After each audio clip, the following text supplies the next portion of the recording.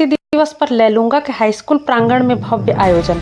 विशाल भव्य rally निकालकर जल जंगल जमीन को बचाने का किया गया आह्वान। पूरे भारतवर्ष में विश्व में आज आदिवासी दिवस मनाकर सभी आदिवासी वर्ग जल जंगल जमीन को संरक्षण संवर्धन करने पर जोर देते दिखाई दे रहे हैं। इसी दिशा में लैलूंगा क्षेत्र के सर्व आदिवासी समाज के द्वारा विश्व आदिवासी दिवस के उपलक्ष्य में लैलूंगा हाई स्कूल से अटल चौक तक विशाल भव्य रैली निकालकर जल जंगल जमीन को बचाने का आह्वान किया गया, जहां छत्तीसगढ़ी आदिवासी लोक कला संस्कृति से आदिवासी बच्चों के द्वारा मनमोहक गीत संगीत से समा बांधा।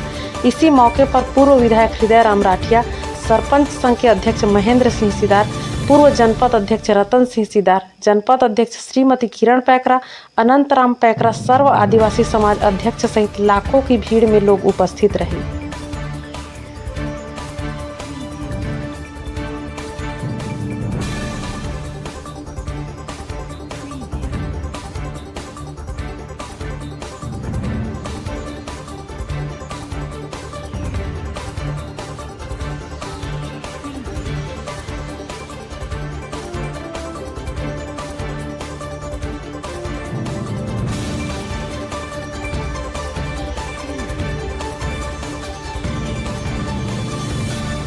मैं हृदय राम राठिया, पूर्व विधायक लैलूंगा। आज क्या कुछ कार्यक्रम था बताएंगे?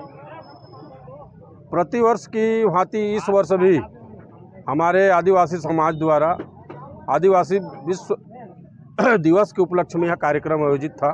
और हमारा मुख्य उद्देश्य है कि हमारे समाज वालों को किसी भी एन के प्रकरण जगाने का काम कर रहे हैं।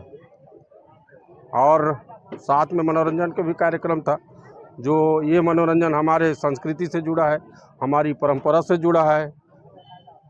वो सब करते हुए हम लोग समाज को आगे बढ़ाने के लिए, आने वाले पीढ़ी को जागरूक करने के लिए ये कार्यक्रम आयोजित है और होता रहेगा।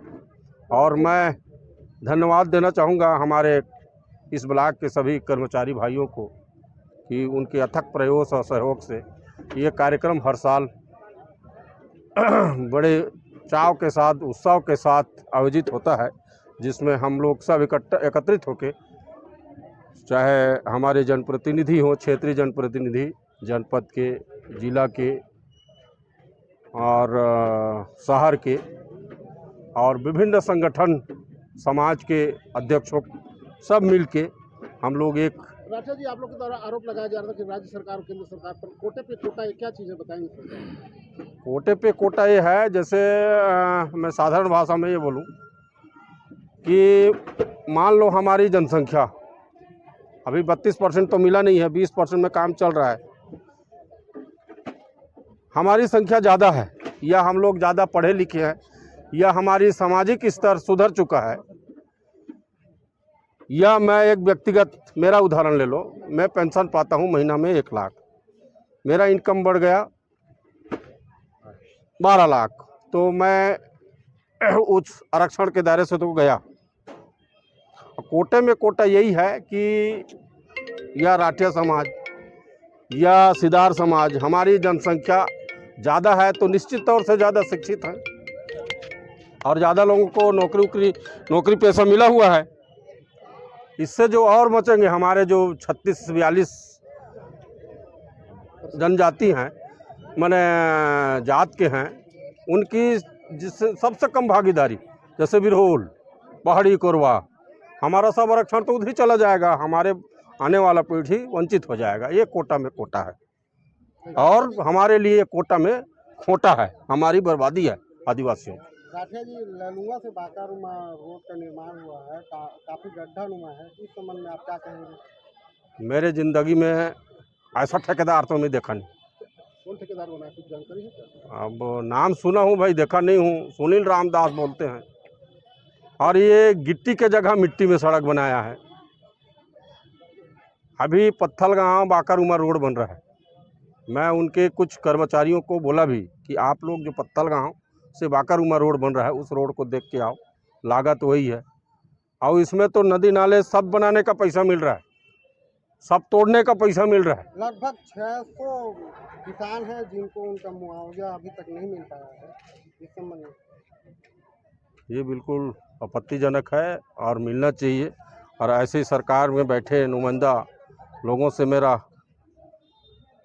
घोर आपत्ति है। और मैं ये कहना चाहूँगा और निंदा करता हूँ कि हमारे गांव में बसने वाले जो गरीब हैं, चाहे कोई भी समाज के हों, उनकी ज़मीन का मुआवजा मिलना चाहिए और अभी तक नहीं मिलना। जबकि मैं भी 2-3 बार धरना के माध्यम से या रैली के माध्यम से उनको अवगत कराया गया है। जब पब्लिक हियरिंग हुआ तो मैं बोला कि आप लोगों को क्या क्या सुविधा है, तो बोलता है कि हर गांव को 5 लाख रुपए हम लोग दिए हैं मैंने जनसुनवाई के लिए। उस जनसुनवाई में लाभ नहीं मिला। तो मैं एक अधिकारी को बोला 5 लाख किस किस को दिया है, तो बोलता है कि आपको चाय पानी पिलाए हैं। मैं बोला मैं तो पानी तक नहीं पिया हूँ। और वो पैसा तहसील ऑफिस में जमा है। बोला तहसील ऑफिस में कहीं जमा नहीं। इस योजना में एक और था कि जो विधायक निधि, सांसद निधि या ग्राम पंचायत मूलभूत या मनरेगा विभिन्न निर्माण एजेंसियों के माध्यम से या योजनाओं के माध्यम से जो प्रभावित हुए, उसको तोड़ के उनका मुआवजा देना था। ये लोग क्या किया कि कुछ लोगों को दिए, कुछ लोगों को नहीं दिए और पैसा पूरा खा गए। मैं विरोध करता हूँ और घोर निंदा भी करता हूँ इस ठेकेदार का।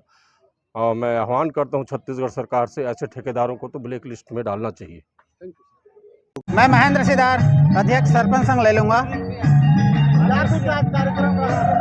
आज 9 अगस्त विश्व आदिवासी दिवस के उपलक्ष्य में आदिवासी समाज आज यहाँ ले लूँगा में एक भव्य रैली किया, जो पूरा शहर का भ्रमण करके यहाँ एक सांस्कृतिक कार्यक्रम एवं आपसी जो सामाजिक मंथन, जो सामाजिक चर्चाएं यहाँ पे हुई, एकदम सार्थक हो। यहाँ हजारों की संख्या में हमारे आदिवासी भाई बहनों आज यहाँ मौजूद रहे और बहुत अच्छा कार्यक्रम यहाँ सफल रहा।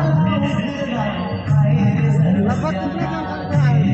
5000 लगभग जनसंख्या हमारे आदिवासी समाज के द्वारा यहाँ आए थे और सभी के लिए यहाँ भोजन बना था, वो हमारे आदिवासी समाज के द्वारा ही आयोजन किया गया था। और आज हम यहाँ ले लूँगा में विश्व आदिवासी दिवस मनाने के लिए आए थे। संयुक्त राष्ट्र संघ के द्वारा आज के दिन को पूरे विश्व भर में आज के दिन विश्व आदिवासी दिवस रूप में घोषित किया गया है और पूरे विश्व भर में आज के दिन को हर्षोल्लास के साथ ये मनाए जा रहे हैं। इस विश्व आदिवासी दिवस को मनाने का क्या उद्देश्य है? जी, इस विश्व आदिवासी दिवस को मनाने का कि संयुक्त राष्ट्र संघ के द्वारा जो घोषित किया गया है कि पूरे विश्व भर में जो आदिवासी लोग हैं, जो उपेक्षा के शिकार हैं, चाहे वो शिक्षा के लिए हो, चाहे वो राजनीतिक तौर से हो, चाहे आर्थिक रूप से हो, या फिर उनके ऊपर जो शोषण हो रहे हैं, जो अत्याचार हो रहे हैं, इन विषयों को लेकर के गंभीर चिंतन मनन और संयुक्त राष्ट्र संघ तक ये बात जानी चाहिए। आदिवासियों के ऊपर पेशाब कर दी जाती है और तमाम तरह की जो हत्याएं हुई है मणिपुर में लेकर, इसको क्या कुछ कहना चाहेंगे? जी बिल्कुल, हम इसको सीधा हम ये कहते हैं, ये सरकार की लापरवाही और नाकामी है कि आज मणिपुर में साल भर तक वहाँ हिंसा होता रहा और देश के प्रधानमंत्री वहाँ पर कभी गए नहीं, जो इस देश के अपने आप को चौकीदार कहते हैं। वहाँ मणिपुर में जो हिंसा हुई है, चाहे वो आदिवासियों के साथ हो या फिर वहाँ के लोगों के साथ, सब हमारे भारतीय हैं, लेकिन जिस तरीके से वहाँ हिंसा हुई वो भारत देश में कभी पहले नहीं हुआ इतना बड़ा हिंसा। ये निंदनीय है। आप छत्तीसगढ़ या फिर भारत में आदिवासियों को कितना सुरक्षित पाते हैं? जी, छत्तीसगढ़ या भारत में कहें तो आदिवासी आज भी असुरक्षित महसूस कर रहे हैं अपने आप को, क्योंकि जिस तरीके से आदिवासियों के साथ जो शोषण हो रहा है और बहुत सारे लोग आज फर्जी नक्सलवादी के नाम पर जेल में बंद हैं। बस्तर में आप देखें, बस्तर की घटनाएं, जहां तहां से गोलियां चलती है, वहां के लोगों को जो महसूस करते हैं अपने आप को कि कभी भी किधर से भी गोली चल सकती है, वहां की स्थिति भयावह है। क्षेत्र की खस्ता हाल सड़कें और जो तमाम जी, खस्ता हाल सड़कें पर तो हम छत्तीसगढ़ पर सभी जगह देखेंगे। अब रायगढ़ जिला में हम जैसे रहते हैं तो रायगढ़ जिले में सभी जगह खस्ता हाल सड़कें हैं और यहाँ पर सरकार के द्वारा इस पर कोई संज्ञान नहीं लिया जा रहा है। क्या आप लोग भविष्य में इसके बारे में कुछ आंदोलन? बिल्कुल, आने वाले समय में बृहद रूप से हम प्रदेशव्यापी आंदोलन करेंगे इन सड़कों को लेकर के। मेरा नाम दिलीप करकेट्टा है, सर्व आदिवासी समाज में कार्यकारी अध्यक्ष हूँ।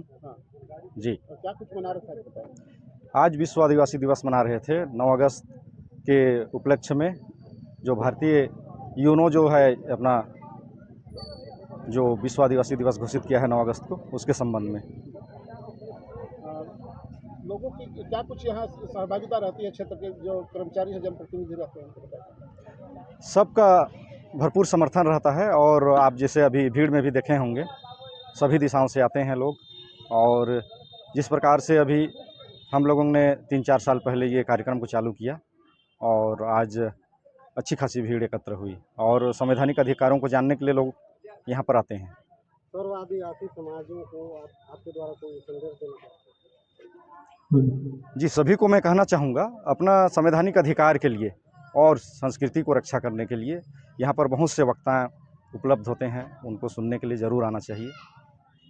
दिलीप जी, डीलिस्टिंग के बारे में कुछ आप मंच में कुछ कह रहे थे, इस समय क्या कुछ कहना चाहेंगे? डीलिस्टिंग होने पर क्या कुछ नफा नुकसान हो सकता है? देखिए, कुछ वर्गों द्वारा डीलिस्टिंग की मांग की जा रही है, जो वो समझते हैं कि जो ईसाई धर्म को मानते हैं, जो मतांतरित हो गए हैं, है ना, उनको संवैधानिक सूची से बाहर कर दिया जाए, ये मांग है उनका। लेकिन मैं उनको कहना चाहूँगा, आज छत्तीसगढ़ में 32% है हमारी आदिवासियों की। यदि डीलिस्टिंग होते हैं तो उसमें से मान लो 10% तो गया, बचा 22%, 32 में। तो भैया 22 में 22 बचा तो आपको सरकार 32 ही थोड़ी जारी रखेगी, 22 ही ना देगी। तो आपको उतना ही मिलेगा जितना पहले मिलता था। लेकिन उनका तर्क है कि हमको 32 मिल रहा है और सारे ईसाई समाज जो कन्वर्ट हुए हैं वो इसका लाभ उठा रहे हैं। ये गलत बात है। और यदि डीलिस्टिंग हुई तो ऐसा तो नहीं है कि खाली क्रिश्चियन का डीलिस्टिंग होगा। डीलिस्टिंग होगा तो जो अपना संवैधानिक जो संविधान में जो वर्णित है और आदिवासी संस्कृति है उसको छोड़ चुके हैं, उनका डीलिस्टिंग होगा, उनका मांग है। लेकिन मैं कहता हूं भाई, आप भी तो कहीं न कहीं आदिवासी परंपरा को छोड़ चुके हो, तो हमारी बारी आज तो कल आपकी बारी भी। इस प्रकार से आदिवासी टूटते जाएगा और आरक्षण खत्म हो जाएगा। और आज जो आरक्षण के बल पे नौकरी हासिल कर रहे हैं, सांसद विधायक बन रहे हैं, कल के दिन आरक्षण खत्म हो जाएगा तो एक पंच बनने के लायक भी नहीं रह जाएंगे। इस आने वाले भयावह को सोचना पड़ेगा।